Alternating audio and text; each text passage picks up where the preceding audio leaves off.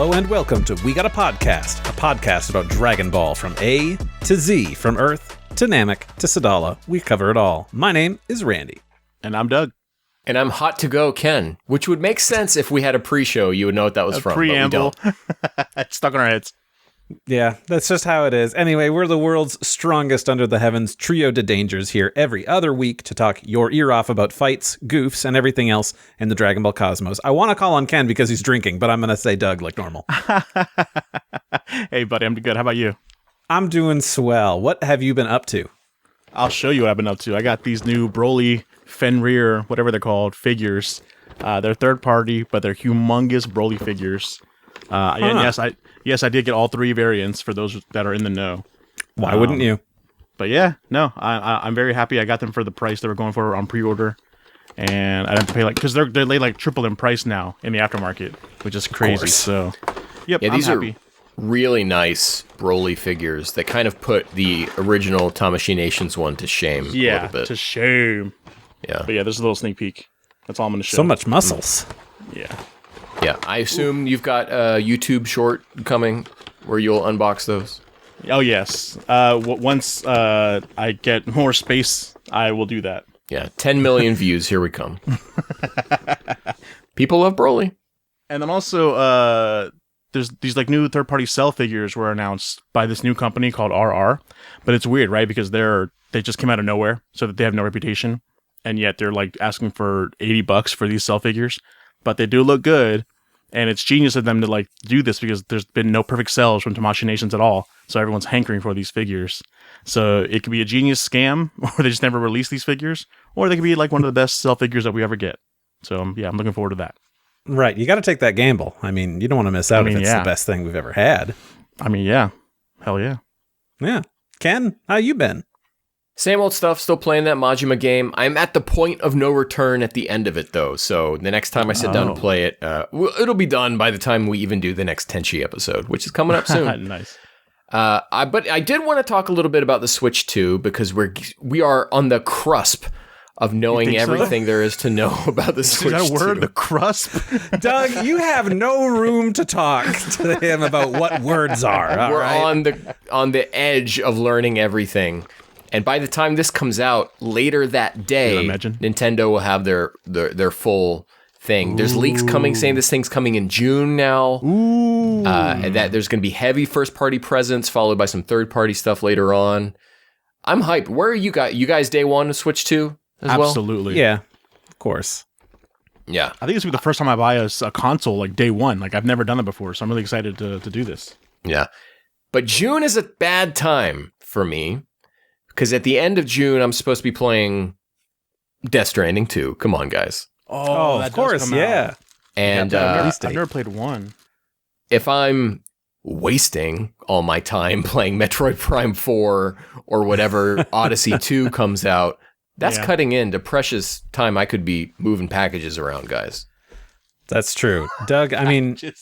You could just jump in and do it. I was talking to a buddy of mine who said, I reinstalled it. I think I'm going to get back into it.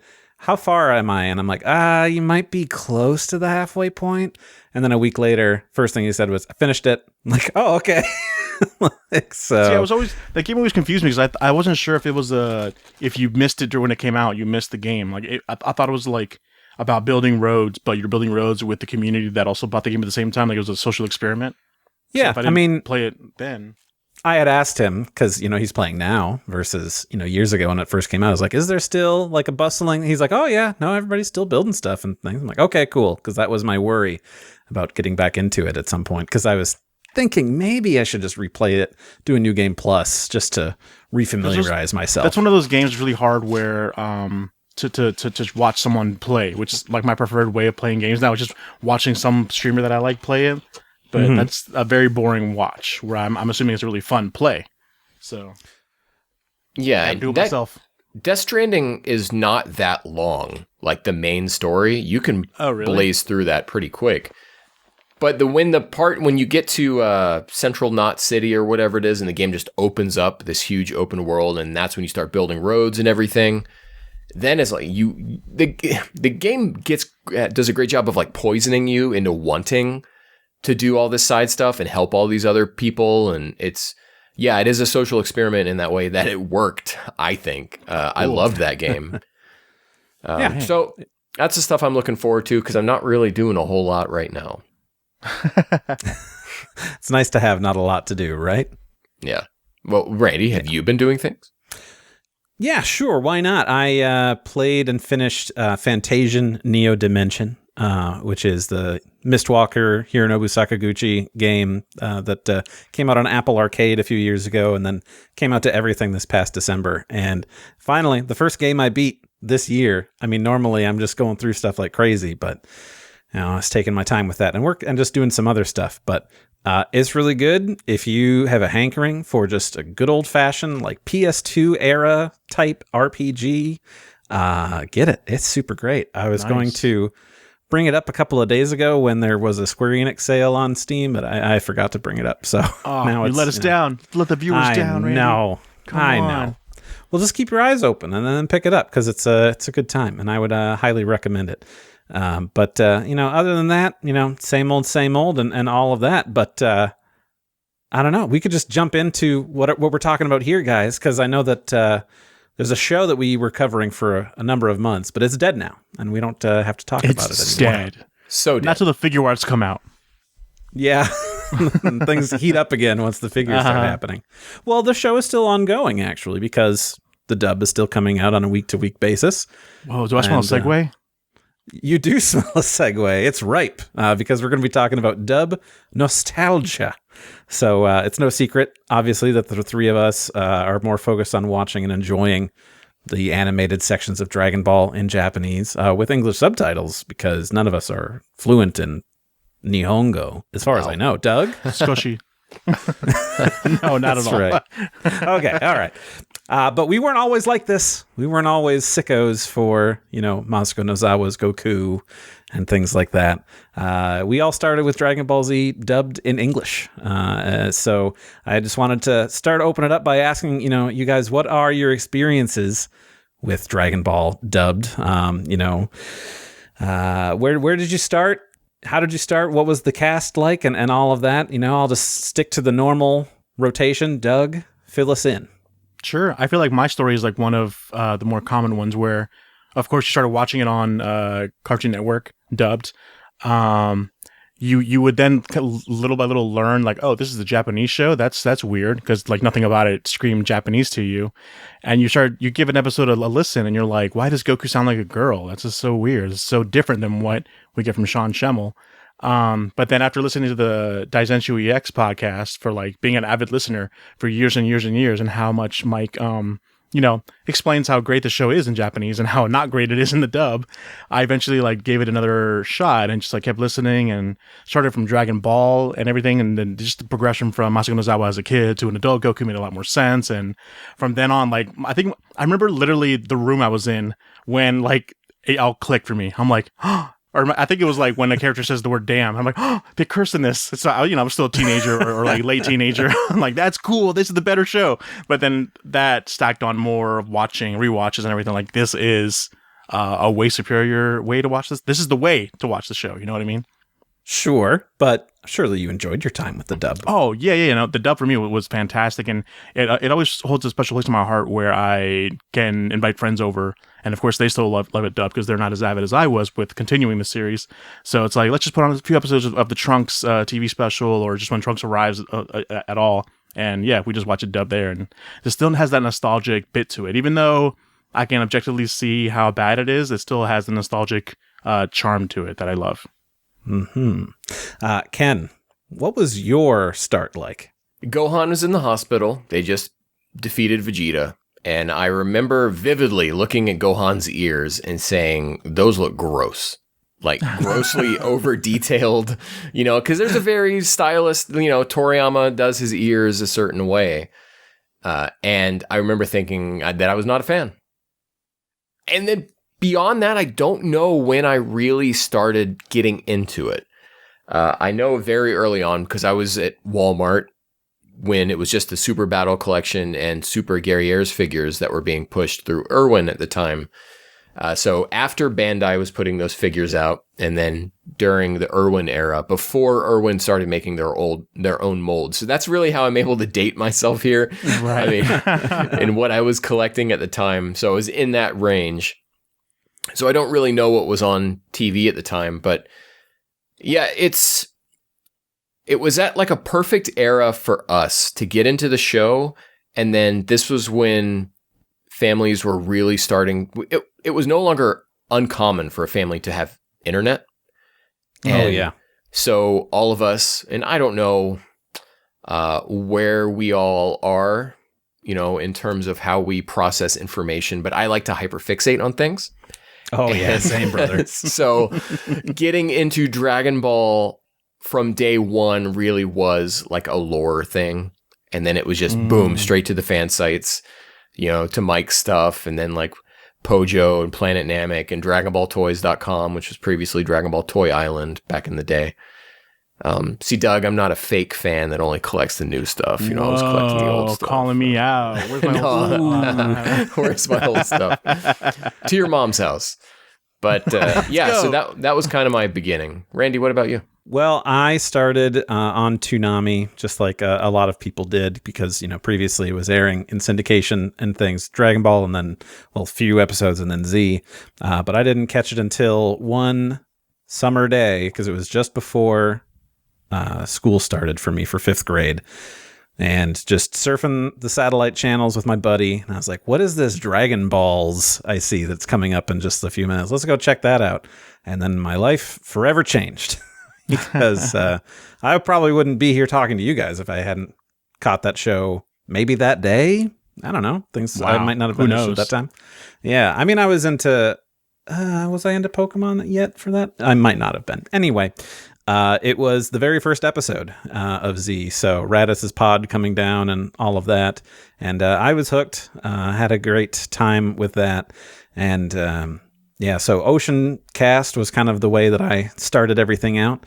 And I don't know, it's mostly history from there. But, like I said, we had started our journeys dubbed before then, kind of all moving into the whole Japanese thing. How much of Dragon Ball did you consume before you made that change? Like an avid dub fan. Like I was like a dub fighter for a long time. Sure, but did you watch all the way through like Boo? Did you then do GT and the Dragon Balls was coming Boo, out? GT, and then like Dragon Ball Original and everything. I watched dub. I think it was until like 2000 and the mid 2000s, like 2005 or earlier. That I switched over, but even then I was just like, no, this is great. I don't see people are really arguing over, and it wasn't until I watched more and more of the sub that I was like, okay, this is the way. But yeah, okay. Ken, what about you? It's why. Sorry, I just want to say it's why I sympathize a lot with people that still enjoy the dub. Like it's very much like I get why they don't switch over or whatnot, but no. Not that I'm trying to change people and make them switch over. It's just that, just kind of how things went for us, where it's like eventually, this is kind of the main way that we go for it. Ken, how much of this did you consume and enjoy? Pretty much everything was dubbed up until Super, really. I would buy the DVDs, and because DVDs used to be so expensive and you're just getting the one movie or 3 sets of episodes, I'd get my money's worth out of those, and I would watch them in English, and then I'd watch them again in Japanese. But I had no real love for that cast and those performances, and honestly, I won't say that music. I did like the music at that time, but I was definitely like a Kikuchi's circus music. I was a Grandma Goku type person. I was, the kind of like worst person to see on the internet was me back then. And I've done a lot of work to scrub some stuff out of there.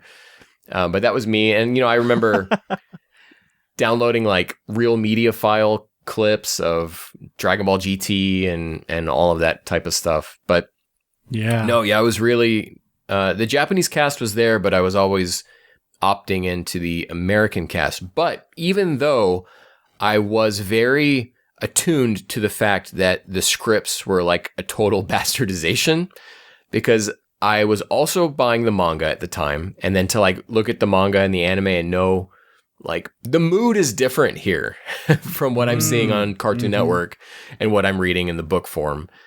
And then I would also, with those DVDs, again, round 3 would be watching it with the dub on and then the subtitles that reflect the Japanese version and be like, what is going on here? Like, Doug, you've got a story about going to get something signed. Would you tell that real quick? Oh, yes. No, yeah. I was at like either Otakon or something, some convention around there where I just walking through, just happy-go-lucky, not a care in the world, seeing an autograph line for Kale Bear and some other guy. I forget his name. I'm sorry. But I was like, oh, the line's kind of empty. Let me just pull this rope aside. That's obviously there to block people from coming in and just get in line. Not realizing, oh, that was a cutoff. That's why there's not many people there. They were wrapping up and they wanted to leave. But anyway, I got to Kale Bear, had him autograph. Went to the guy next to him who I asked, oh, what do you do? And he's like, I think he said he played Zarbon, but wasn't that Chris Sabat? I don't know. He did something with Zarbon. And then also he said, oh, I'm the script writer. And I'm like, isn't the script already written? And he got to explain, like, you translated and I adjusted for American audiences. And it's like, oh, okay. But yeah. So that's just the kind of thing that I was very aware of at an early age. Was like, they're altering this in a way that is making this a lesser product. But, yeah. That's fair. So, I started watching this show in the summer of 98, and then, you know what? This is going to be awkward. You can edit however you want, Ken, but this is what's going to happen. He's going to show butt? Okay. He is showing butt now. Full moon, guys. We're turning into Ozaru's butt is shown. Yeah. Until fall 2001. I don't know what gripped me. I was just like, I got to know more about this show, and I'm tired of waiting. So I ordered a butt ton of Dragon Ball. This is all of Dragon Ball, NZ, and GT. Real media files that are, .rm. 144p. That's all just one episode right there, and all those separate discs. Yeah. And that's kind of like where things sort of changed for me. I had played Dragon Ball Z Legends, not the mobile game, the PlayStation 1 game. And I was like, oh, okay, so this is what it's like in Japanese. That's interesting. And then, Ken, I was also hyperfixating, going on to a bunch of different websites, and like I got to download, clips. Granted, 56K modem, actually split in half between me and my dad. Didn't have a lot of bandwidth, and of course not a lot of stuff available online at that time in terms of video, so it was a lot of just audio clips, and I was like slowly getting acclimated to this whole thing, and couldn't wait to watch more of this show. Last thing I had seen was Cell being defeated, and so I got these in just before Boo started airing, and oh man, I dove down the rabbit hole, and I was going through the whole rest of the show. People are like, oh, Vegeta's about to sacrifice himself for like Boo. And I'm like, oh, that's cool. I finished the show like a month ago. So old news. I'm into GT now. Vegeta Super Saiyan 4 in my version. Yeah. What? He's back, guys. Don't worry. Having access to the internet in that way at that time, like we were all familiar with the phrase Kaioshin from an early time, like way before it was ever on Toonami. And so when they started coming around saying like Supreme Kai, I'm like, well, I'm not going to call it that. That's stupid. It really does like go by what you first hear. And like, that's his name. That's where I hear him now. Right. Exactly. But, it was sooner for me to transition into it, but I still have a lot of, love and things for previous things in the dub. Like I said, I was big into the Ocean cast, and then of course moved to the in-house Funimation stuff. And, I was around for like, 2 solid seasons of that, and got to know those performances and things. But, are there particular actors or performances, that come to your mind when you're thinking about the English dub for Dragon Ball Z that, kind of hold a special place in your heart? Either one of you. Feel free to jump in if you've got something. Well, definitely like Chris Sabat, just with him playing every character from the beginning, it's kind of hard to not notice. But I really noticed, Ken, we and I talked about this before, where Vegeta's voice sounded like it matured throughout the series, but really Chris Sabat was just kind of fine-tuning his Vegeta into what it will soon become for everything. But, when he first started out, it sounded a lot more younger, and then near the Ginyu stuff, it got a little deeper and more fine-tuned, and then until the Cell Saga, then that became what his voice is for Vegeta from now on, and that kind of stuck with me.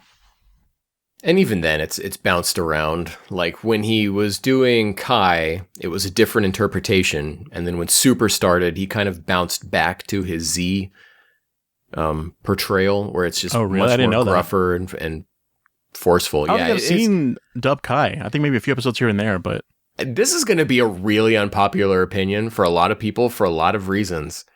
Sean Schemmel is my favorite English Goku.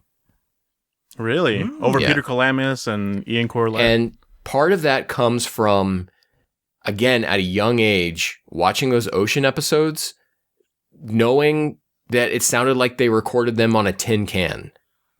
And that extends to Gundam Wing, that extends to Inuyasha, other stuff that studio was doing.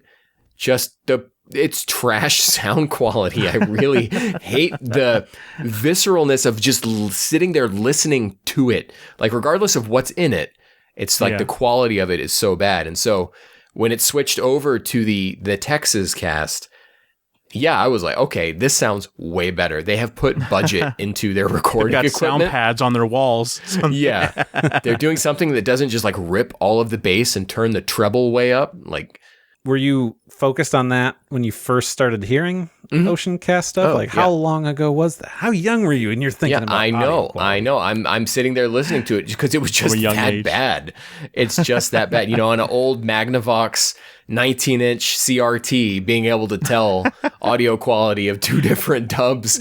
Yeah, but that's different level. Because like, I would not be able to tell that kind of stuff at that age. Probably even now. It's like, it sounds a little different, but wonder what it is. To shout out Chris Sabat again, and I'm going to talk about Chris Sabat a lot during this episode.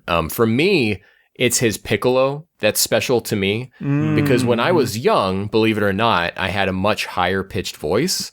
And I swear to God, maybe it was because I was already in puberty or whatever at that point, but I was always trying to like imitate, it's very deep, go on and stuff like that. Yeah. And that like caused my voice to drop. And ever since then, I've been like way lower octaves of where I used to be. And who can say Ken's if it's out Chris Sabat choosing his voice? Yeah. Voice training's a thing, Doug. Voice training's a thing. That's wild. Yeah, and I want to say about the whole Ginyu Force. When I, several years ago, went back and watched that part of the series in Japanese for the first time, I was like, where's my Raccoon, and where's my Jace? They really characterize them a lot, like give them much more personality voice-wise. Right. And then it's like Sonny Strait as Krillin, that is not Kuririn, that's a different character.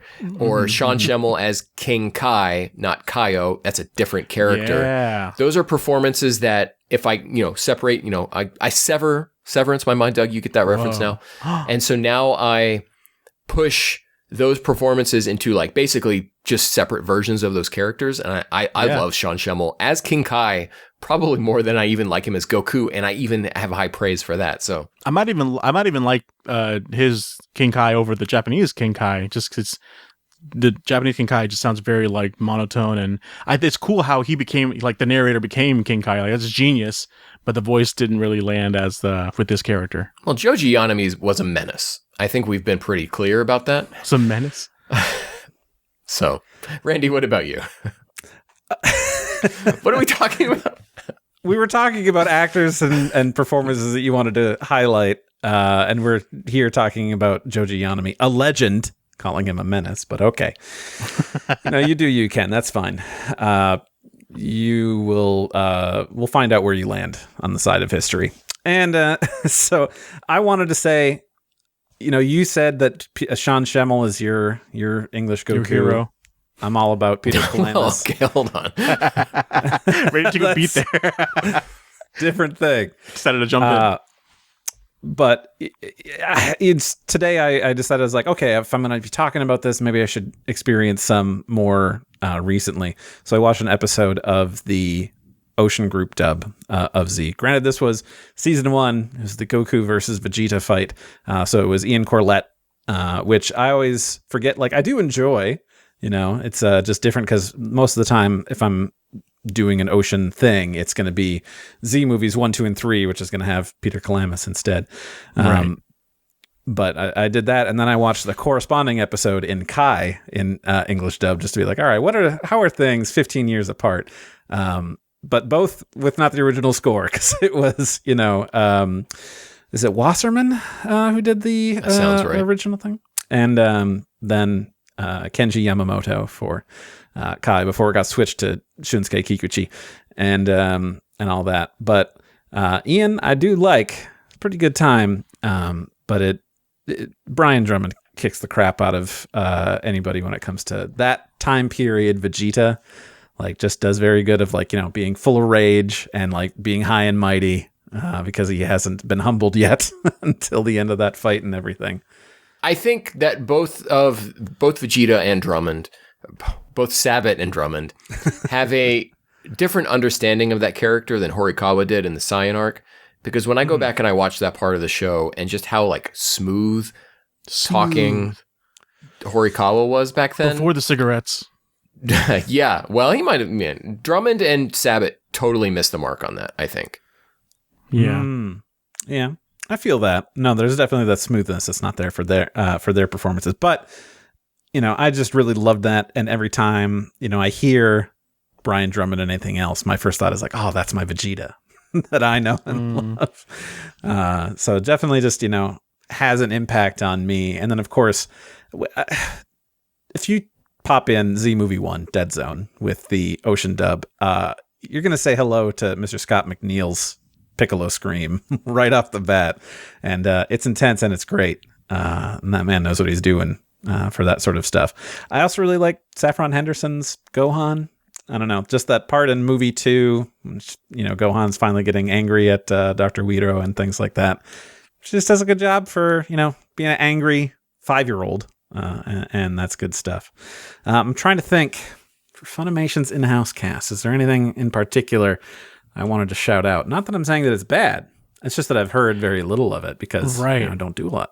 Well, no, I wanted to shout out them, like, in the span of, 15 years when Battle of the Gods finally came out, how much of, anti-dub I was at that time. But then I'm still open-minded. So, I went to go watch the movie because it only released in English. And I'm like, they've improved. This is what 15 years of harnessing your ability, can do. We give such high praise to the Japanese voice cast, but I'm sure, most of them have been voice acting for many, many years to get to that point. And, we just needed... our English dub cast to have that much experience to get to that point too.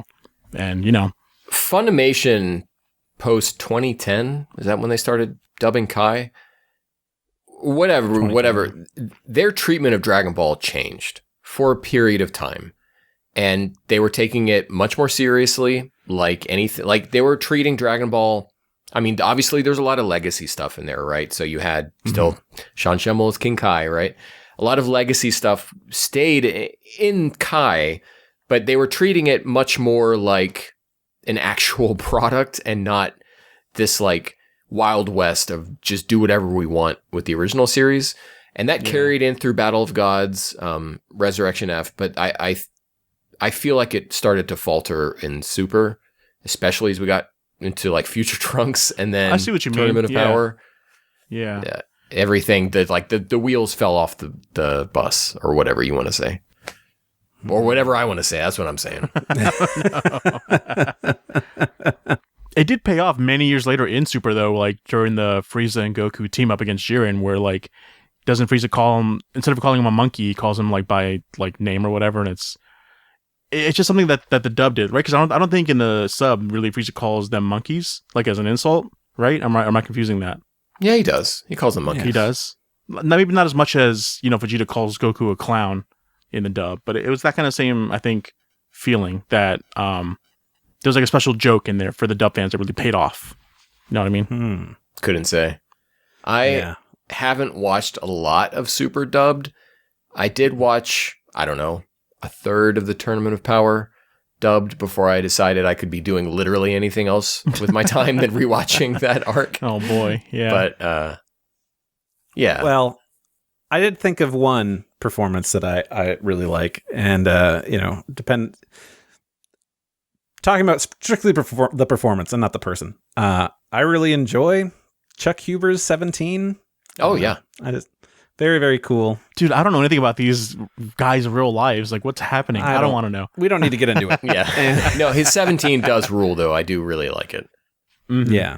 Very, very enjoyable. And I will bring up, I haven't seen a lot of Super dubbed, maybe almost zero. The only thing that I really wanted to check out was the copy Vegeta stuff, because surprise, they have this, thing that decides to copy Vegeta, and they get Brian Drummond back to play copy Vegeta. I forgot about that. Yeah, that's cool. Which, on its own, is great. But it was almost a mistake because then people were hoping they were going to do something like that for Goku Black.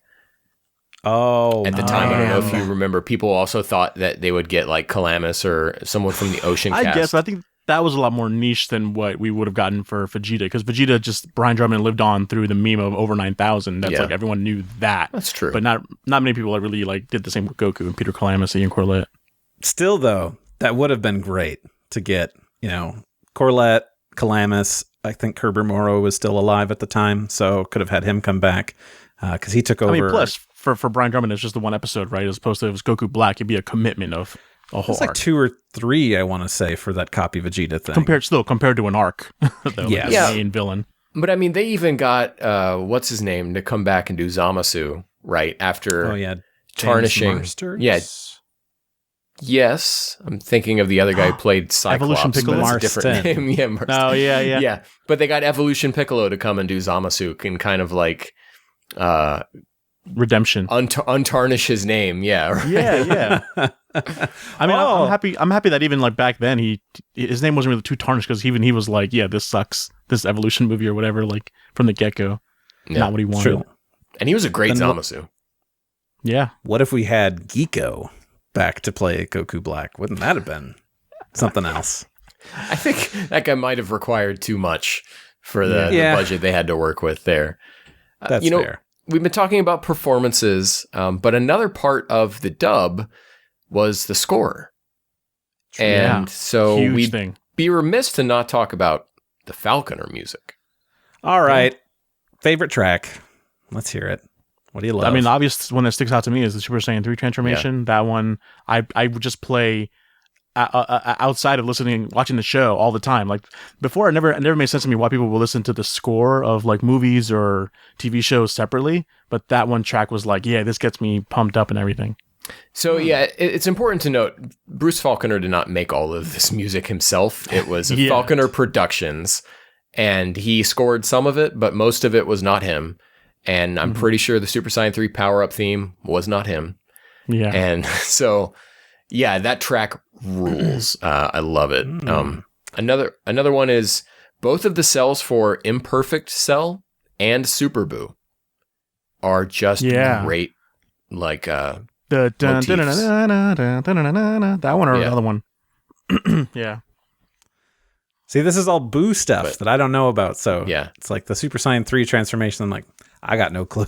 Yeah, Buu is the da da da da da da da da da da, and then Perfect Cell is da da da da da. You know, we don't need it. That one. If you're listening to this episode, you know what these themes are.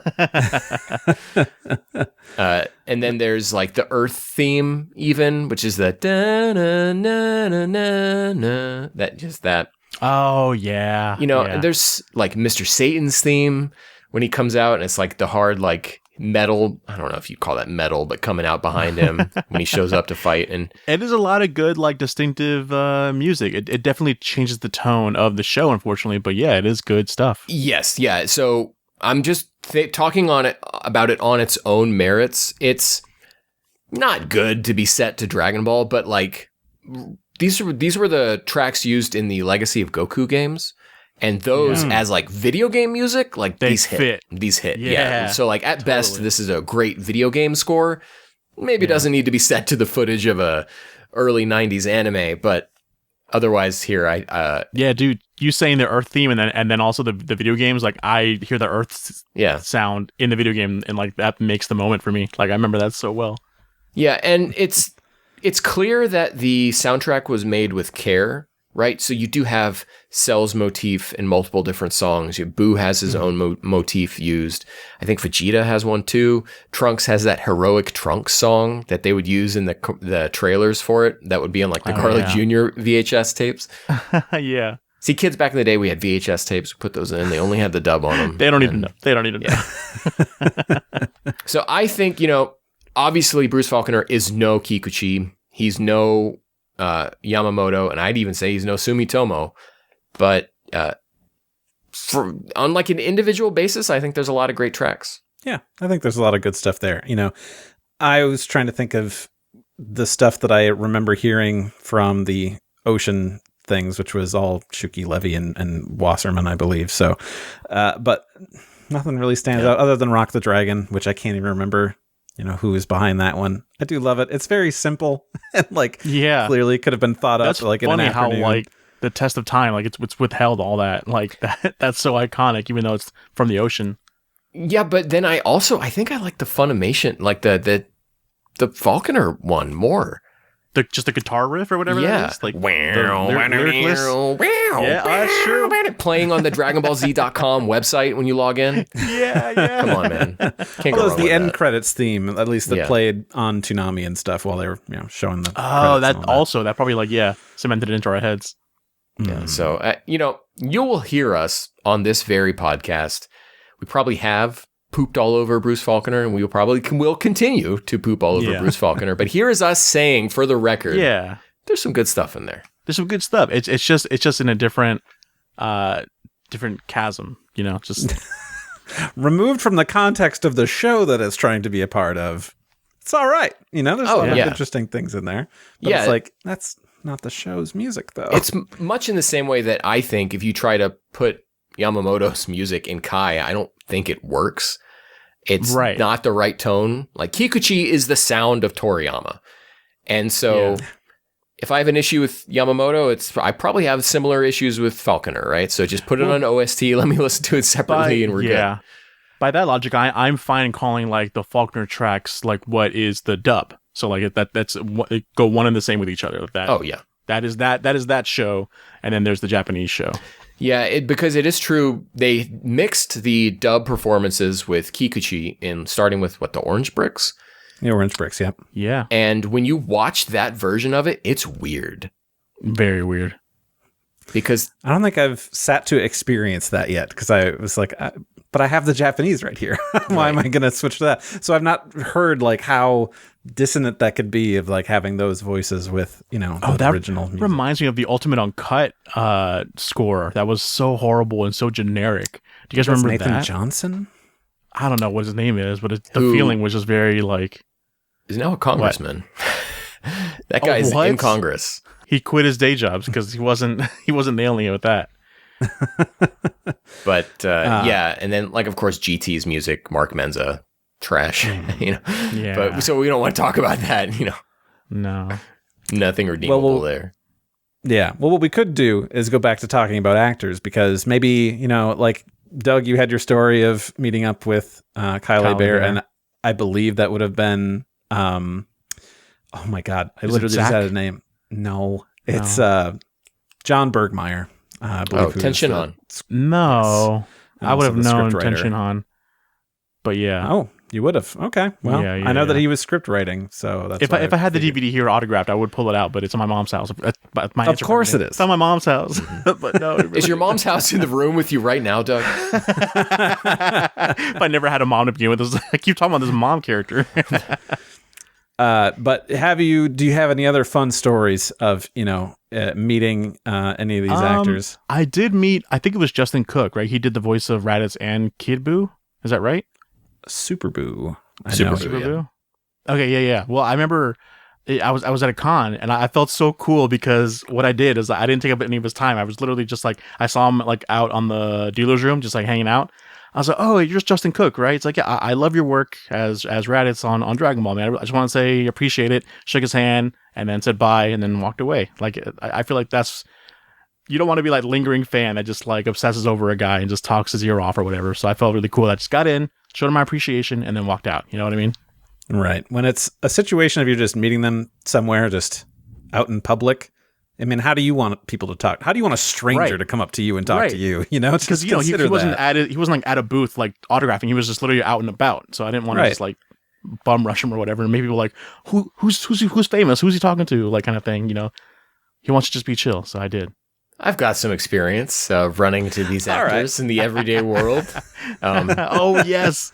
So for those keeping track, I do live in North Texas, and spoiler alert, that's where Funimation is based. Funimation offices are actually now the Crunchyroll offices and are still here.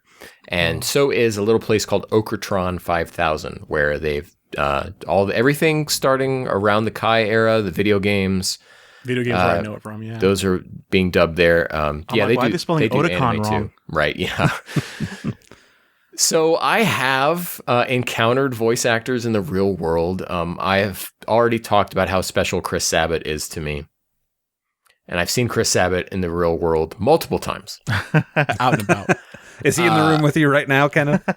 All right, so now I have to present now. Chris Sabat, yay! I first saw him when I was going to the grocery. Well, no, okay, a little game called Super Mario Galaxy.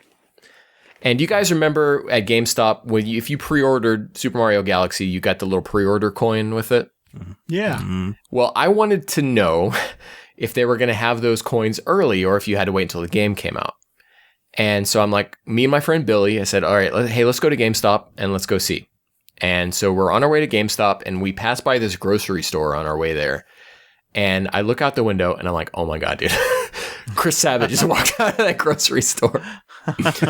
And so I'm like hyperventilating right now. And so we actually do a loop around the parking lot because my friend Billy, he didn't see. And so he wanted to see for himself. And he's like, oh yeah, that is him. Yeah.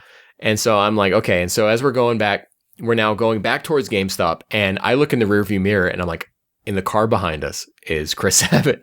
And he was with someone else. And I can't tell you. That bald head a mile away. I can't tell you who that person was. And it has been, this was Mario Galaxy. So we're talking like 2007-ish, I think. Mm-hmm. Mm-hmm. Yep. So that means almost 20 years since this story. And maybe it was Eric Vale. I'm really not sure. I was totally not focused on who that other person was. You're convinced it had to have been another voice actor? It could have been, they're on their lunch break because we're going to GameStop and, Chris Sabat drives up and parks a few spots down and walks into the GameStop. And I turn to Billy and I'm like, dude, I cannot go in there. Like, it's going to be a problem if I go in there. And he's like, no, dude, you need to go in there. Like, let's just go in. It's fine or whatever. And so he eventually convinces me and we go into this GameStop. And dude, I'm, palms are sweaty, mom spaghetti. You know what I'm talking about? And I don't think your audience will get that reference. I was like having a meltdown. And so let's just call him Eric Vale. He's like towards the front looking at games or whatever. Chris Sabat just kind of browsing at the back of the store. And the guy behind the counter is like, hey, what's up? You need anything? And I'm like, oh my God, now I have to talk. Now Chris Sabat has to hear me talk. Hear me talk?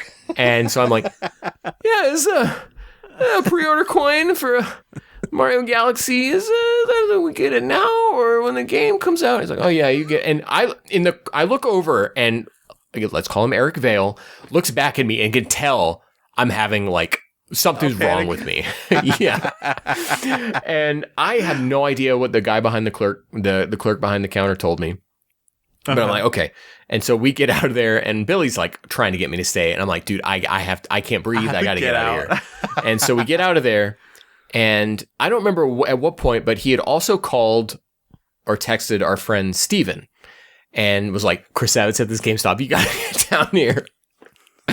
And so then he's like, okay, I'm on my way. And I'm like, Billy, we got to get out. We got to get out of here.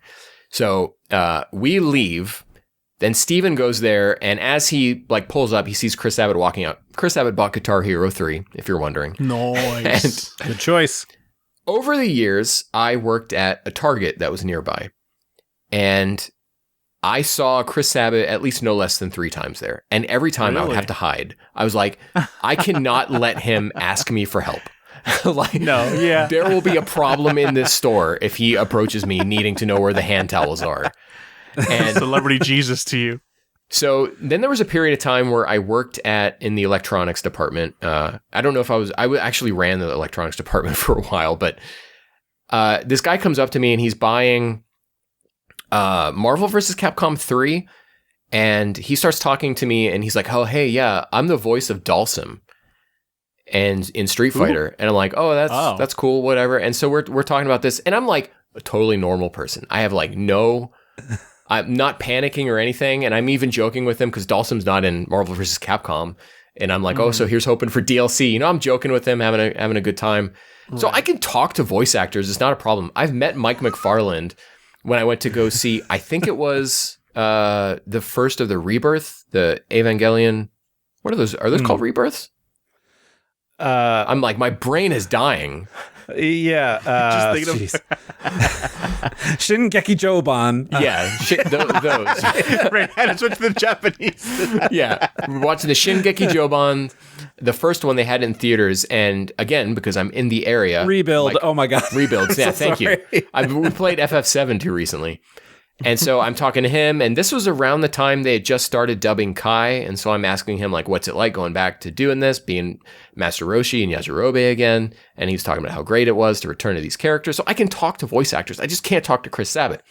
So years later, Chris Sabat was going to be at a place where one of my coworkers was going, and he was doing like a panel, and my coworker's like, do you want to go? And I'm like, dude, I cannot go. If I go, there's going to be a problem. And because I've already told him the story. This is one of my favorite stories to tell because I get so animated telling it. And it's honestly better if I had Billy here with me. He and I tell this story as a duo. And it's better because he can tell you what it was like from his perspective. From his perspective. Of me being there. So maybe at a future date, he has to come help me tell the story. But get him on the phone right now. Hold the phone up to your microphone.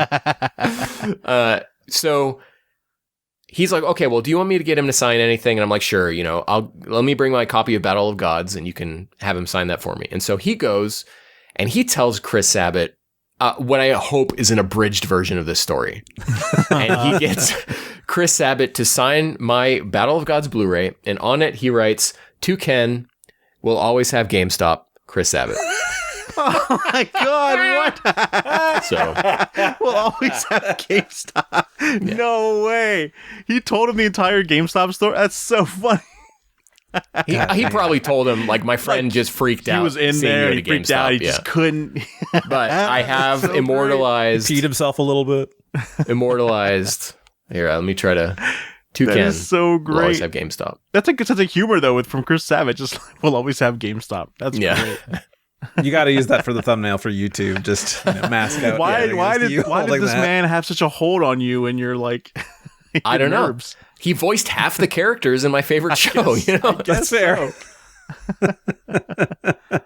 Wow, that's intense. And I don't have a follow. I don't have any stories. Well, I was going to say, I almost met Chris Sabat. I was going to meet him at this Hawaiian convention. I decided to take the family, not like I paid for it, but we went to Hawaii because one of my AMVs made it into one of the contests there. And like Chris Sabat was going to be there, and so was Ryo Horikawa. So I'm like, oh my God, both Vegetas at the first time in America at a convention together, let me go. But Chris Sabat's plane got delayed, so he didn't end up going to the convention at all. But before that, I had bought tickets. They had this celebrity or like guest like dinner thing that you could like buy tickets to have dinner with the guest, which is really cool. I was hoping to either Chris Sabat or Horikawa, but yeah, I didn't get to sit with Horikawa. Unfortunately, he was like a table away from me. It's just like where they sat you, and I sat with who voices Ichigo? Actually, the Black Ranger who voices Ichigo. Johnny and Bosch. Yeah, he was there with his band.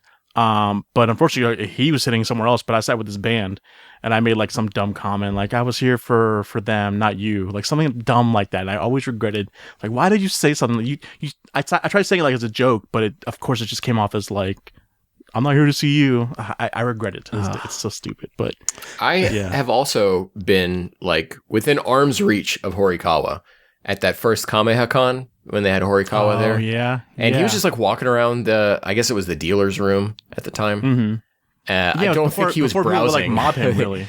Yeah, no, I mean, people weren't really there to see him. I mean, he was the guest of honor, and he was like, they had the 3 Vegetas panel, which was awesome. But yeah, he was just like walking around, and I was just like, he was like literally like, I don't know, anywhere 3 to 6 feet away from me.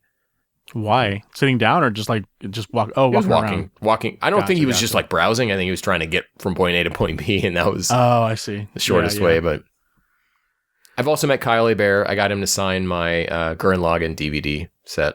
Ooh, because he's Kami. Who did he voice there? Oh, he's Kami now. Okay, great. I don't think I've had any run-ins with any of the actors for that. So unfortunately, I don't got a story. I think I was at a convention where Kyle Bear was, but I didn't do anything about that. He goes to a lot of conventions. Yeah. I mean, that's where the money is. I don't blame him. Yeah, he even live streams, I think, now. Like a lot. Oh, nice. I know that he was in the Christmas Tree of Might Team 4-Star Dragon Ball Z Bridge thing. Did he narrate? He was Santa Claus. He was Santa Claus. That's great. Yeah. Well, that's unfortunately by that time, like at conventions, I'm so far removed from like enjoying the dub cast that I don't really seek them out if they're there, kind of thing. I'm just there for like the Japanese seiyuu or anything like that. But yeah, and I think real quick before we move on, we should give a shout out to the late Chris Ayres, who really reinvented English Frieza. And you remind me, I actually did get his autograph. I respected his rendition so much. I'm like, I'm bringing my Kai DVD and had him sign it, and it was great. I think of any of the Funimation cast, Ocean, in-house, whatever, I think he comes the closest, both in voice quality, performance, and intent as the Japanese actor does. Yeah. He's just fantastic. Well, I mean, he also had the benefit of, he wasn't there from the beginning, so they got to actually pick him. Like, you fit this role perfectly, as opposed to just like, here, Chris Sabat, here's 10 characters. You need to fill these voices out. So, but no, Chris was a perfect choice, and he did a great job. Yeah, really fantastic. I think opened the eyes of a lot of dub-only audience members. From switching it to what they know as Frieza in the dub to like, okay, this is what a more closer to the Japanese version he is, right? Yeah, absolutely. And he knocked it out of the park for that. And Damon Mills continues to do really great. I don't think I can really tell them apart. I think Damon does such a good job of like carrying that torch that Chris Ayres had. Or maybe I just have bad ears. I don't know. But I think, I think where he's at with the performance is great now. Early on, it sounded like there was a little bit of Little Karibo in there. But I think he's definitely like made it his own, and he's really good. Greg Ayres is his brother, right? Yes. What did he fill in for him for anything at any point? He played Frost. Oh, cool. But very cute way to do that. I like that. Like I said, we've been more into the Japanese thing and things like that. But is there anything that specifically you guys like to jump into to like, if you're feeling nostalgic, is there anything you pop in like, I really want to watch this one movie, this one episode or whatever, because I really like, this performance or this, specific thing. I know I do. I always go for the Z movies 1 through 3 of the Ocean Dubcast. That's kind of my go-to thing. And I also, like I said, today I watched the episode of Goku versus Vegeta on Earth. I saw that one a lot just because I had confirmation that day. And so I recorded that one on the VCR before I left. So I'd be like, all right, I can come back and I can watch this. And I'm like, well, I'll just watch it constantly because it's a great episode of, that was the big beam struggle. It was super epic. So just something that I saw a lot. Either of you have any go-tos for something like that to get your fix? I mean, we've already covered mine on the show, which is, I think, episode 179, which was the Goku versus Cell Masunaga cockpit episode. But also just the 23rd Tenkaichi in general. Because just Chris Sabat's younger, evil Piccolo is fun. And Schemmel, really the only time he gets to do a younger Goku is really nice as well. Yeah. And by then he's like kind of like getting better at the both sides of Goku, the serious and the goofy voice, kind of like, especially because he's a younger Goku, he feels more natural, more comfortable doing that voice, I think. Yeah, he didn't have to do the Superman Goku. Exactly. Yeah, which helps a lot.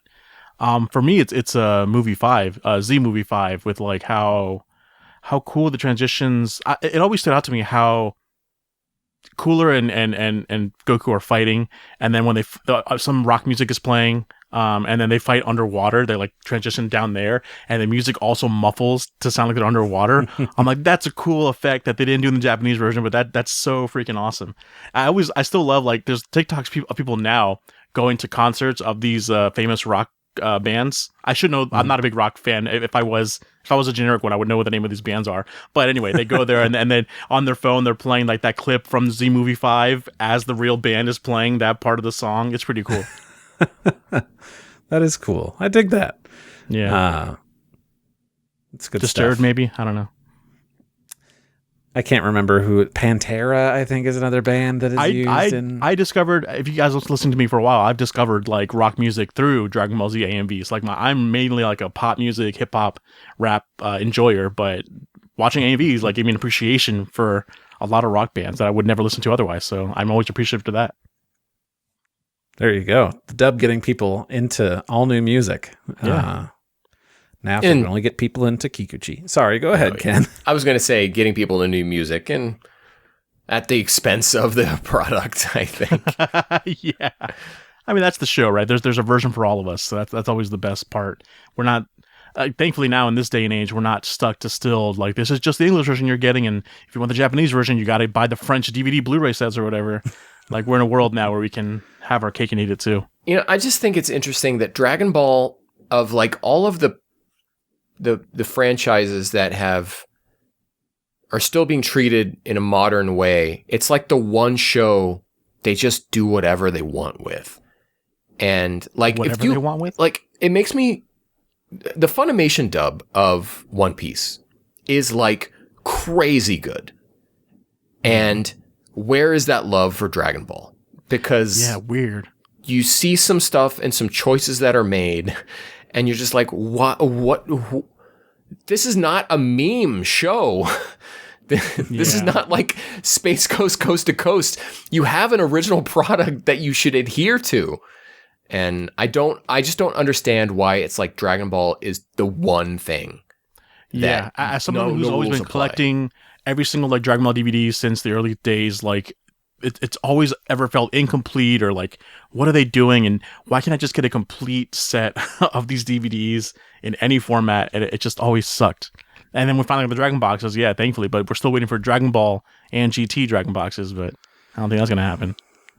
True. I mean, GT, you're not really losing anything because that's all just the same digibeta tapes. You don't get the next episode previews, I think, or like the title cards. I guess my point is just before those Dragon boxes, it was just a constant like disappointment of like new release to new release that didn't amount to anything. Like, it wasn't the coherent way, and I kept feeling disappointed. I will say, just brings up a point, that they kind of transitioned and were doing things a little differently once the Kai era came around. I mean, they had decided to change attack names back to being, more either leaving it undubbed or translating it differently, and then stopped doing that. Yeah. Like Kienzan moved back to... Kienzan or Makanko Sappo switched back pretty quickly, I think. I know that Makanko Sappo was probably what was used in the early episodes, but I don't know how things went later. Even though I just watched Kai for the first time, oh god, that was probably like 5 years ago. Never mind, it's not that recent. But yeah, that was an exciting time of like, okay, people are finally going to be able to experience this with the cast they love, but treating this like it's any other anime dub done in modern times. It just felt like it's always been in the trappings of the time that it started. And like, well, what if we just kept doing that? What if we kept that vibe going? Like, maybe that wasn't a good idea in the first place. But whatever. I guess our hope is always to like, we found the Japanese version and we just wish more people would. And so like any source of media that can transition people to that side to just free their mind would be like great. But I don't want to be, I mean, I do. I don't want to be elitist and be like, look, here's how you should be enjoying this. And that your feelings about this show are not valid. Like, look, you had your experiences and you like what you like, and that's great. I guess I just need you to not enjoy it, but I just need you to respect it. I think that's the main thing, right? There you go. Yeah. You can enjoy whatever you want. It doesn't matter to me. As long as you recognize you are watching a different product. Dubbed Dragon Ball Z is so many steps removed from what Dragon Ball, those chapters were in the manga, that you might as well be watching something that's totally unrelated. Yeah. And as long as you know that, then you're fine. You can do whatever you want. That sucks, right? Because that's where we feel like elitist, where it's just like, we can talk about Dragon Ball to someone, but then it's like, you're talking to someone who is who just watches the dub, and it's like, oh, it's different conversation entirely. Like, it's like your understanding of Goku as a character is different. It's different. Yeah. It's unlike if you were to have a conversation with somebody who watches Demon Slayer in Japanese exclusively versus somebody who watches that dubbed. Like, you guys are talking about the same show, the same product, the same characters, the same everything. But Dragon Ball is just this weird little thing that's like, no, this is kind of an entirely and you say that thing. And you come off as elitist, but then you actually discover, no, we're not just being hyperbole. They're literally like different shows. And it's especially frustrating to us. Like I said, Dragon Ball is the one show that's like this. Everything else treats everything with respect, and the script is for the most part in line with the original Japanese, and Dragon Ball just can't take itself seriously. The numbers just prove that they need to stick to the dub way to sell DVDs or merch or whatever. It must be. I don't know what it is, man, because I'm pretty sure, people bought those new Blu-ray sets and everything. Clearly they'll buy anything. So it doesn't matter if it's, whatever they do, people will get it anyway. But, that kind of brings it even through what my last thing here was is there any thoughts you want to share with people who haven't considered or are reluctant to move past the nostalgia for the dub and enjoy the show in its original Japanese? But that, kind of is just recognize, I suppose, that it's a different product thing. Yeah. Go ahead, Dub. Because I want to empathize too, because I try and take a step back and try and see what I'm saying for other shows. Like Fullmetal Alchemist, I feel is like a show that I really enjoy dubbed and don't enjoy as much watching it in Japanese. But then I'm like, why is that? It's the same argument with Dragon Ball. Just because I grew up with this show in English, but I'm not giving the Japanese one a chance. I know I did give it a chance, but I still prefer the English dub. And I feel like a lot of people are like that with Dragon Ball. They gave the Japanese one a chance, but they still prefer the dub. And what is different from that? I don't know, but no, I want to empathize. So if you're like that, I totally get it. So I think I came into being a Japanese version enjoyer much later than either of you. For me, it was really being forced, exposure therapy, right? Before Super had a dub.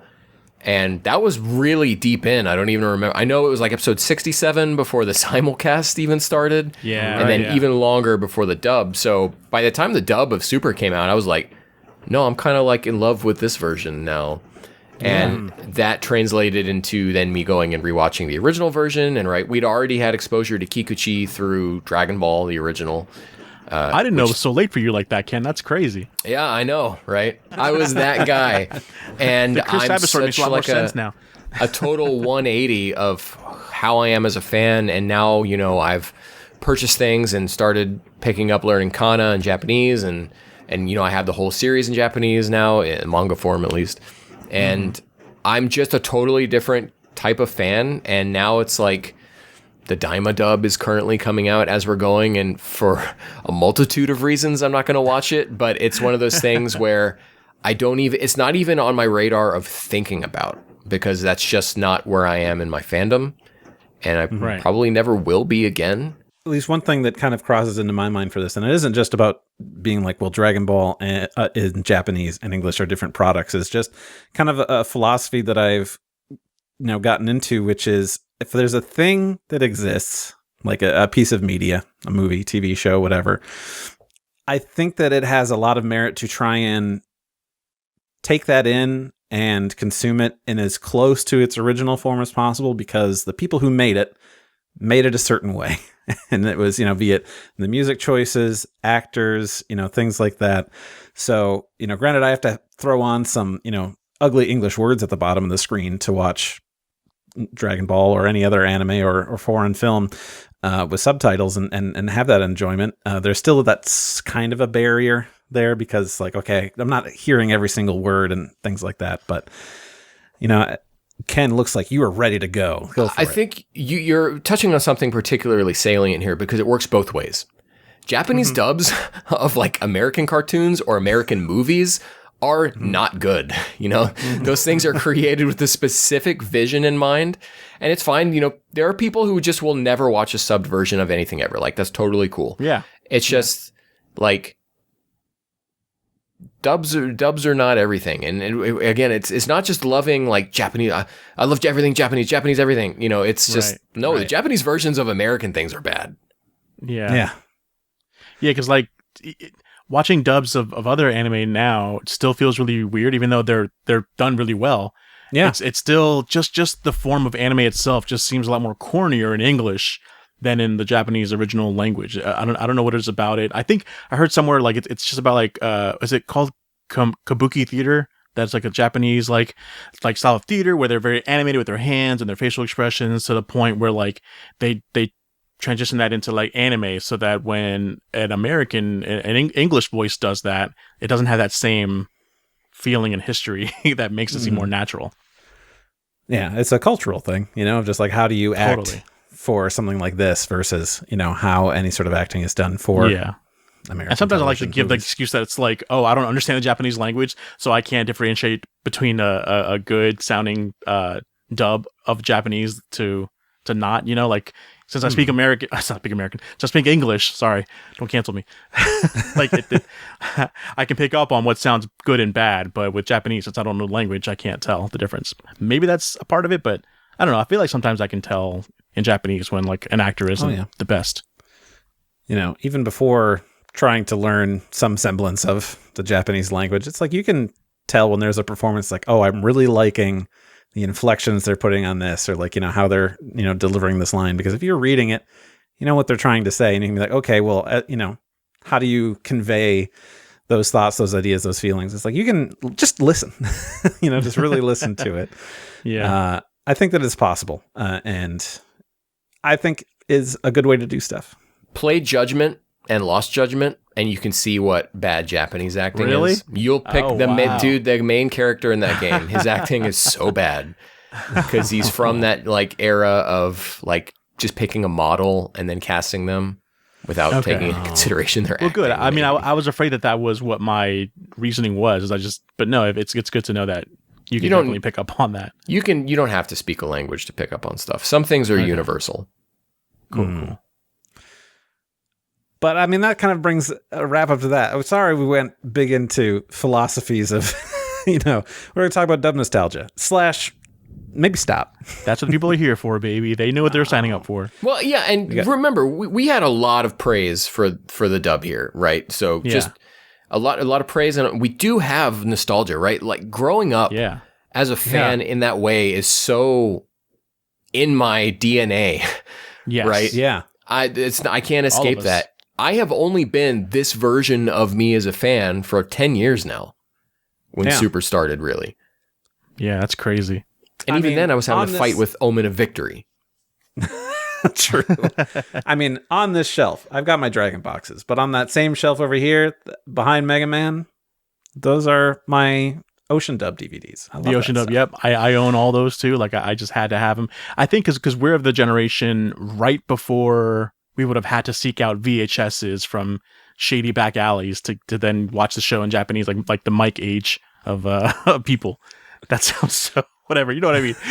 It's just like we're not old enough to have to go through that of like watching the Japanese version first and then Cartoon Network. But just barely. I mean, we really just missed the mark on that by just a few years. Yeah. 100%. Yeah, because all those discs, like I didn't download those. I got that from some dude on eBay. It was just like, oh really? Man. I don't remember how much I paid. It was probably only like $40, but it's 24 CDs worth of stuff. I remember my dad had a DVD ripper, which was like rare to have back during this time, and like I would record when the Trunk Special came on. I recorded that on like a CDR, or it must have been a DVD-R, and then I drew my own like cover art for it and everything. And it was like a little case. I wish I still I think I have to have that somewhere, but yeah, it's Mom's nostalgia, house, man. Probably Mom's house. Yep, you're right. That's a perfect way to wrap that up, Doug. Thank you. At my mom's house.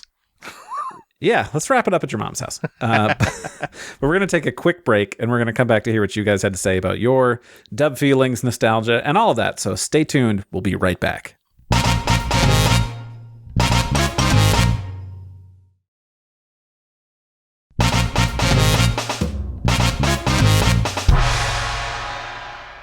Hey there, welcome back to more We Got a Podcast. That's right, we're back to hear what you guys had to say about your dub nostalgia and things like that.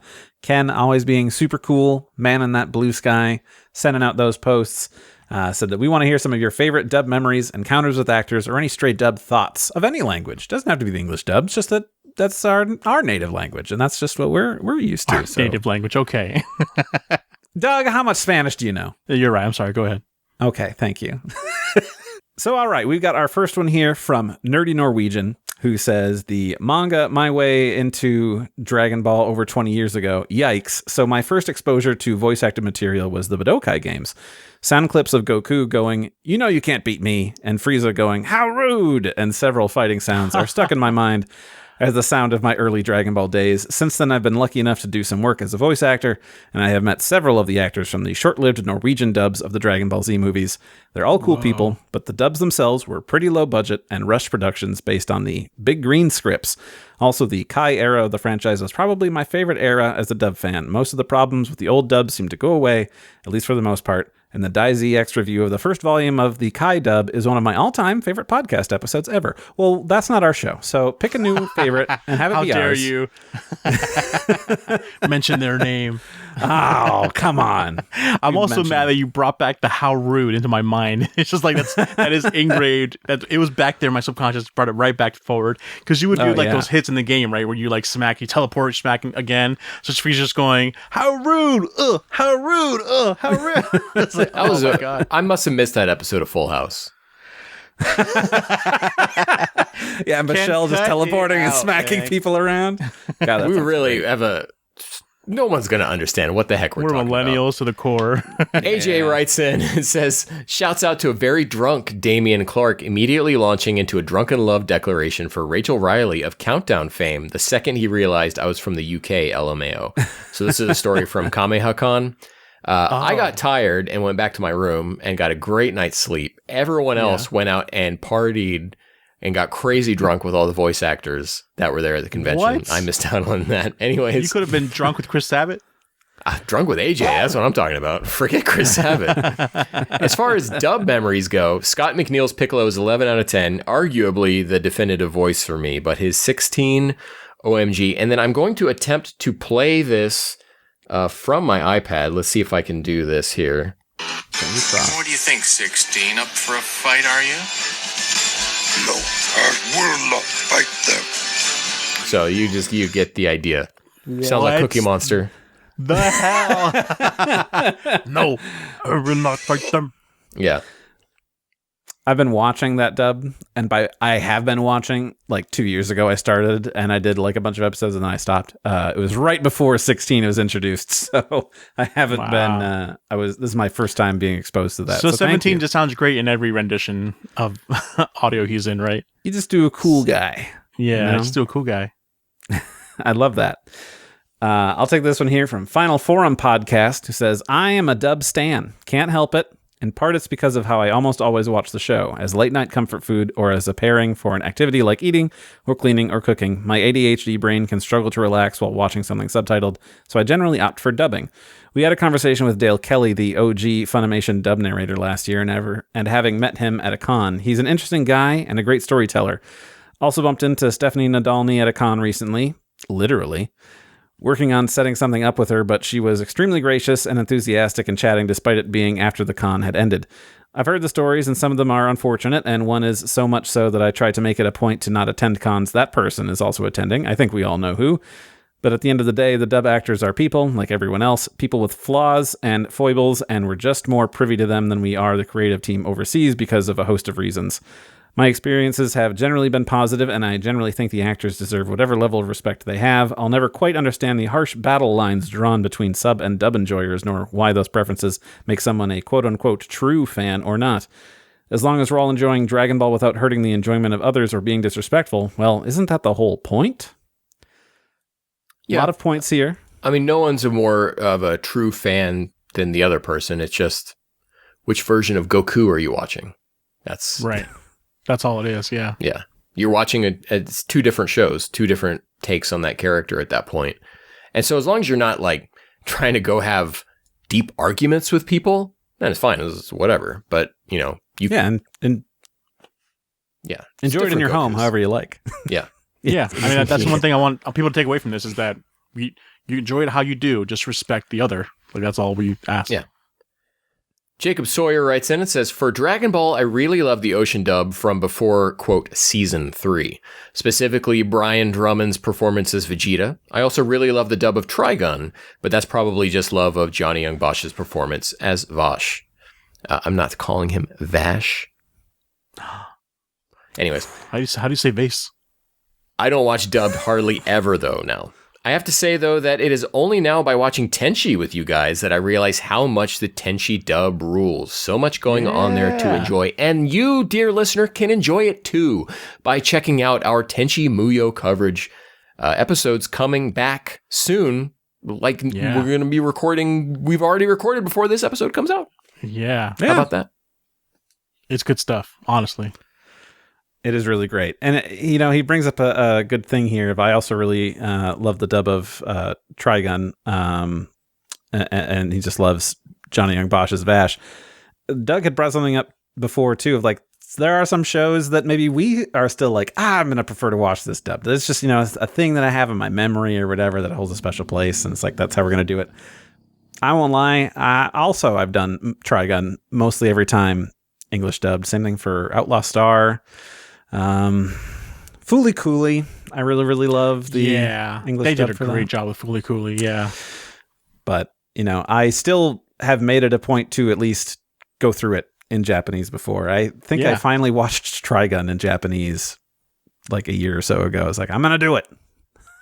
I watched Trigun was the first anime I ever watched Japanese first and all the way through. And I remember hearing that dub on Adult Swim, being shocked that they were calling him Vash, the Stampede, and pronouncing it like that. And I've never come back from that. Wow. Also, I think Johnny Bosch, I love him in everything he's in nowadays. Vash was like one of his first roles in dubbing, and you can hear it. Like if you go and you watch Trigun Badlands Rumble dubbed, his Vash is like way miles beyond, and it's just like, oh man, can we get him to do like the Orange Brick treatment of redubbing all his lines and like redo that? Because I think honestly, he's the weakest part of that show's dub, and it's just because he was so green. He does the over the top goofy stuff super well, though. I don't know. At least that's my opinion. Speaking of personal opinions, I don't know, that was a bad transition. Anyway, because I haven't read this before, Steve Yurko says, I was really excited for the dub of Kai. I had a fondness for the dub cast, but even as a kid, I knew the dub was flawed. Seeing the original Funimation cast with some new additions took a swing at it was such a great experience for me. I also still have a fondness for the Ocean dub. Scott McNeil's heavy metal screams are not of this world, especially the one at the beginning of Dead Zone. One night in my friend's home theater, we were watching the DVD, but the sound wasn't working. We realized after multiple restarts that the sound was playing on the outdoor speakers on their porch, so at around 11 p.m. you could hear the blood-curdling yells of Piccolo echo through the neighborhood. Wow, man. I'm curious if your neighbors ever were like, so what the hell were you doing? What's happening? I wonder if they could hear from the outside, like, or inside hearing, like, why is there a Piccolo scream outside, but not in here? It's so quiet. Can you turn it up louder? I can't hear. Parker Rico writes in and says, I've always had a soft spot for the Ocean dub. I didn't watch it on TV because that was before my time, but one of my earliest memories watching the series is the single DVDs with a handful of episodes on them. And of course, like most people, I love Brian Drummond's performance as Vegeta. To me, that's the voice of Saiyan and early Frieza arc Vegeta. Yeah. Chris Sabat would agree because he was impersonating it when he took over the role. True, but that wasn't, I don't think, his call. That was just kind of the overall thing of like, look, we got to try to make this transition, as seamless as possible. Yeah. We're taking over this show that is in the middle of starting the hugest hype cycle of anything ever. Probably not. I gotta say, it is a golden time to like experience the dub, just because watching it, if you're a Japanese kid watching it from the beginning, there's no like shift really in any voice actors, but watching it in America, boy, man, we go from voice actor to different pitch tone to different, going back into the original series. It's a wild ride. It was a wild ride. It still is if you wanted to watch it, in a home release now, because Chris Sabat went back and redid a bunch of his lines from the early stuff, but not everybody did. So you just have some that are just totally out of whack. It's so wild. What was the Bruce guy's name that did Ginyu? I liked his voice. Armstrong? As Ginyu. Yeah, I think so. Yeah. Bryce Armstrong. Bryce. That's right. That's what it is. Yeah. Woolberry says, Sabat was actually such an amazing guy to meet. I had a friend who I went to high school with who did advertisements for anime stuff who had known him. Then when I went to Collecticon and went to get something signed, Sabat had actually recognized me and gave me a free autograph and photo. But did he write, "We'll always have GameStop"? We'll always have GameStop. It's so weird. He writes that on everybody's things. How crushed would you be if that was the case? Marcus writes in and says, I love the Brazilian and Spanish dubs, which are a bit more naturalistic than some of the, quote, cartoon voice stylings of the US dubs, at least the 90s ones. Dragon Ball has been incredibly blessed to have so many great voice actors take on the characters, definitely a big part of its global appeal. Vegetas of the world, unite! I'm hoping to go to KamehaCon in June to get an autograph from Spanish dub legend Rene Garcia. He was also Shadow the Hedgehog in the recent Sonic movie, which is really fun casting. Yeah, that's too perfect. Shadow is just Sonic's Vegeta, so you know, as a Spanish speaker, I've never really watched the Mexican dub. If that's what it's Mexican, right? The Mexican dub specifically, right? Yeah, I know that one has a lot of love. Yeah, I think I'm in the boat with Ken, where like I can't get past the audio recording sound of it. Like it just sounds like they're recording out of a tin can, and I don't get it. Like it doesn't sound good to me. Like even the acting doesn't sound good. I don't know if you guys ever gave it a look or whatever. I from just the clips I've seen over the many years, I'm like, people love this show. Like that's where I kind of get. I feel bad of how bad I feel about that show, because obviously no one loves Dragon Ball more than Hispanic people, and so like it's true. And you see like that's the show that's the show they love. Like wow, I just don't get it. Yeah, I mean sometimes there's just tiny little things that you can't get over. Which I mean, it could be the nostalgia thing of it too. Like that's the show. The show is so good that even just watching it with that is your guy now. That is your Goku. Well, I think it's a lot of it is what were you exposed to first. That's such a difficult thing to get past. To break. Yeah. Right. Like I told you, up until 10 years ago, I was a dubby enjoyer. I enjoyed dubs and dubbies. And that's where I was. And it wasn't until I was like really forced to consume the Japanese cast that I kind of went, oh, wait a minute, and totally jumped ship. Yeah. I want to say that's what it is. It's got to be what it is for the Mexican people, but I don't want people coming to kill me, so I'll stop talking there.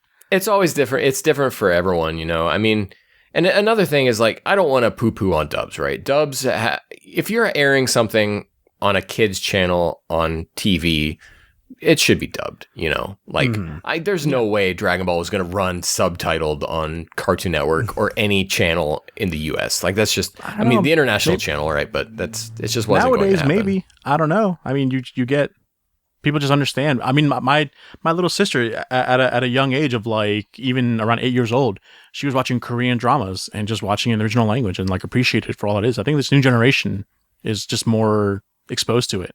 So I told you about Retro Crush, Doug. Have you had a chance to check it out yet? No, not yet. So even with Retro Crush, if there is a dub of a show, they will air that over the subtitled version. They do air some subtitle shows like City Hunters on there, and that never had a full dub, if it even had any. So they do kind of a mix. But yeah, if there is a dub, even for like an internet channel where you're not being shown pharmaceutical ads every 2.5 minutes, even that they're showing you the dub if applicable. Yeah, fair. But I mean, Doug does have a point of, you know, back then you didn't really have a choice. You know, back then being the late 90s, early 2000s, you were going to watch it on TV or that was it. You probably weren't going to go buy the home release. And if it was going to be on VHS, you had to choose which language you wanted to buy it in. DVD, you know, you could have both, but like, I don't know, general population doesn't know that you can just change the language track on a DVD and things like that. So I have a question. You know, we never do a call to action for people to reply to the episode that we're in. But if you're still in this part of the episode, and if you have been a fan of Dragon Ball for less than, let's say, 10 years, reply back. And if you are watching it dubbed, don't defend yourself. I'm just genuinely curious. Why did you pick that? Because to me, the Dragon Ball dub is a weird thing to say, an acquired taste. And by we were forced to acquire it. You grew up with it, yeah, and exactly. It's something that you have nostalgia for, but that you don't really, it's not the product today.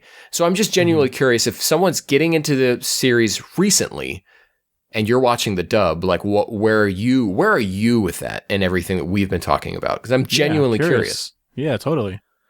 Yeah. Was it one of those things where like you just popped on the TV and it was obviously playing in your native language? Did you go to like Crunchyroll and then you had the choice whether to do either or the other? Like, what was it? I'm curious.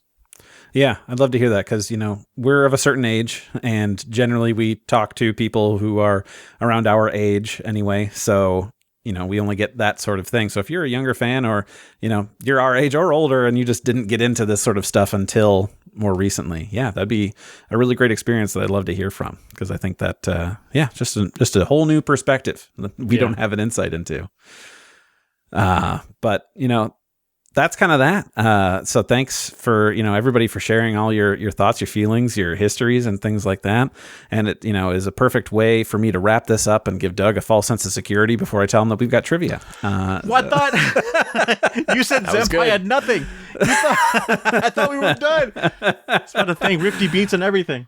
No, man, you got to stay right there and you got to be ready to do this. Zenpai, our trivia deity, has delivered unto us trivia questions. We were about 45 minutes into recording before he hit me with it. So I'm like, all right, cool. We can do this. Son of a. So we got questions 3 for you guys to get through. That's right. Hold on to your lucky piccolos. Get ready to answer these. Question number 1. What is the name of Dr. Arinsu's English voice actor? I'm bad at voice actors' names, especially new ones. They're dubbing Daima in English? It's a weird thing. They, just decided on a whim that they would do it. The same voice actor as Beerus. It is not Jason Douglas. I'm genuinely curious. Again, if you are watching Daima dubbed, why? Because you are hold out 12 episodes behind or whatever. And why? What are you doing? What's the reasoning there? I'm curious. So I'm sure you two do not know. And also, I don't even know how to pronounce this person's last name, but I'm going to do my best. But it is Morgan Laur or Laure. I don't know. It's Laur and then E with the little accent mark at the top. How you doing? How you doing? I'm doing pretty good, thank you. I'd like to move on to the next question, if that's okay with you. You're the host. Oh, that's right, I am. So we can do question 2. What was the last episode of Dragon Ball Z that credits Kohei Miyauchi? Yeah, I said that right. The Turtle Hermit's original voice actor. I think at certain points, I feel like I like Dragon Ball, and then you guys give me these trivia questions. I'm like, I don't know anything about the series. I thought I knew. You don't know Dragon Ball. It's always dates and names. I'm not good with those in my real world. I have a post-it note that says Ken and Randy right here, so I know what your guys' freaking names are. Mm-hmm. And he mixes us up all the time because we're just a couple of white dudes with beards. So I go through Ken, David, Randy. No wait, Ken. Like who the fuck is David? Scratch that David one off. Who's David? Get him out of here, Craig. I have no idea. Hey, Craig. I can't even give you a ballpark number. I don't know. You can't give me a ballpark, really. You're always so Does it correlate to the last episode that he's on? Well, just tell us the answer. We're not going to get it. This episode 260. He passed away on June 2nd, 1995 of abdominal varices? I don't know these medical terms. It's not my forte. He was replaced by Hiroshi Masuoka until the end of GT. So, yeah. Probably the last one he play? The turtle, you said? Umagame? No. Roshi, the Turtle Hermit. Kame Senju. Oh. The turtle famously in GT. Because, Doug, that was Daisuke Gori who played... right, after that. Umigame. So, that's how it is. Question 3, last one. How many voice actors have played Goku in English in an official capacity? Closest to the real answer wins. That's a deceiving question. We've talked about a number of them. Yeah. There's the obvious 3. Peter Kalamis, Sean Schemmel. I brought up Kirby Morrow. Oh, yeah, Kirby. Oh, you know what? Ken's playing 3D chess over there. He's got 3 hands up. What's Dragon going Ball on? GT Final Bout. You had a number of Gokus in there that were all different. We had Lex Lang for adult Goku. I don't remember the person who played young Goku in that. Okay, I'm going to say 12. No. Wasn't Lex Lang. Oh that was my Gohan. God, 12? You have to consider Child Goku as well. They're right. There's Child Goku as well. And you have to assume Geeko as well. Steve Blum. In an official capacity. So 12, lock it in. Number 12, of universes. locking it in. Dang, I guess I'll go with 10 just to be under. Is Randy counting as well? I was trying to see how many of them I could name because I have the answers right here on my screen. But his answer is no less than 25. So no less than 25. I don't more know. than 25. You'd have to think up twice as many as Ken thought of, and I don't know. Jesus. Because Senpai. We got Clickenbeard did some for video games and stuff. Yeah, for she GT has. Goku. Yeah. But then you've got the old Harmony Gold dub. Yep. And then you have the original, the Ocean dub of those episodes as well. Yeah. And then don't you have Masako X as in one episode of Kai? The puppets during the reenactment. You cannot find that anywhere, so that is not actually an official capacity. It was at one point. Yeah. No, until people found out, and then they got in trouble. So no, it was not an official. I would say it was done under the table. I still count it. That's hilarious. I don't count that. Senpai, I don't count that. So no less than 24 is the right answer. Oh. How about does he provide a list? No. There's no less. Okay, all right. We got to talk. Senpai, you got to show your work on stuff like this. You can't just say there are 25 Gokus out there and then leave the room. Viewers, if you can name 24 of them at least, put them in the comments. Let us know which ones they are. If you can think of like outlandish ones. Yeah. Yeah, don't do that. Go to the wiki. I'm sure Senpai doesn't even... Where did he get this information from? I am also curious. Is he considering Greg Ayres as Sayuki Goku? That doesn't count. Oh, yeah. That's why we need to see. Uh-huh. Sun Wukong in the new video game. Randy, I got some feedback. I don't like this. Well, how about next time Randy doesn't tell Senpai within 2 minutes of the show recording that we need trivia? I told him earlier this morning. So don't throw me earlier this morning. As if that's okay. Yeah, I gave him more. I gave him like 12 hours to write. Let's wrap it up, Randy. Let's wrap it up. Okay, Senpai, we love you. Thank you so much for being our trivia deity, and thank you, listener, for listening or watching. However you like to consume this show. How many times can I say consume in an episode? Are you tired of that yet? We must consume the content. We love interacting with you and keeping you in the conversation, talking about our favorite franchise in the world. You can post at us on our Blue Sky. We keep it easy at We Got a Podcast. We keep it easy, and I screw it up every time. We got a podcast.com over on Blue Sky, and you can email us at wegotapod@gmail.com. And thank you to Rifti Beats for letting us use his track, Kakarot Theme Hip Hop Trap Remix.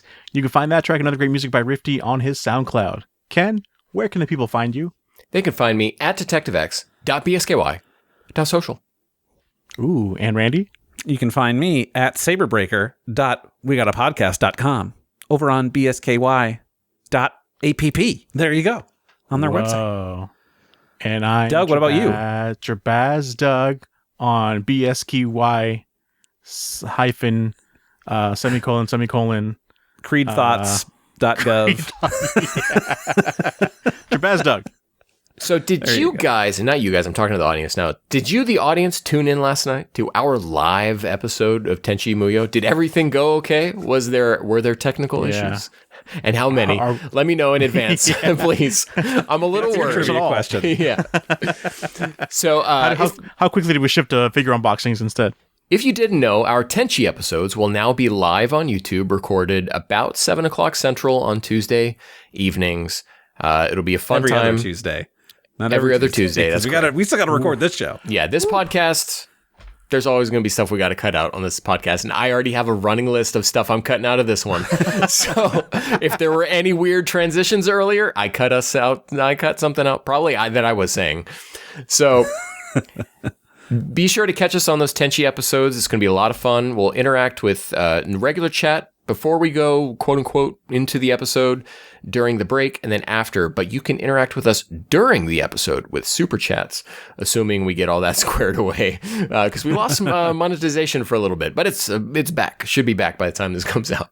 It's real, behind the scenes stuff. Randy's a CEO now, anyways. Wow. And if you like the idea of Randy being a CEO, you got to tell your friends so that he can grow his empire even more. Take this public, sell it to David Zaslav, and then we can get canceled. But Randy will get some money out of it. And if you like the idea of putting money in Randy's pocket, courtesy of David Zaslav, let your friends know, like, subscribe, comment. The stuff we were asking for comments earlier, make sure you let us know on those. And we will catch you on Tuesday for Tenchi. It's the most greediest exit we've ever had. Cha-ching.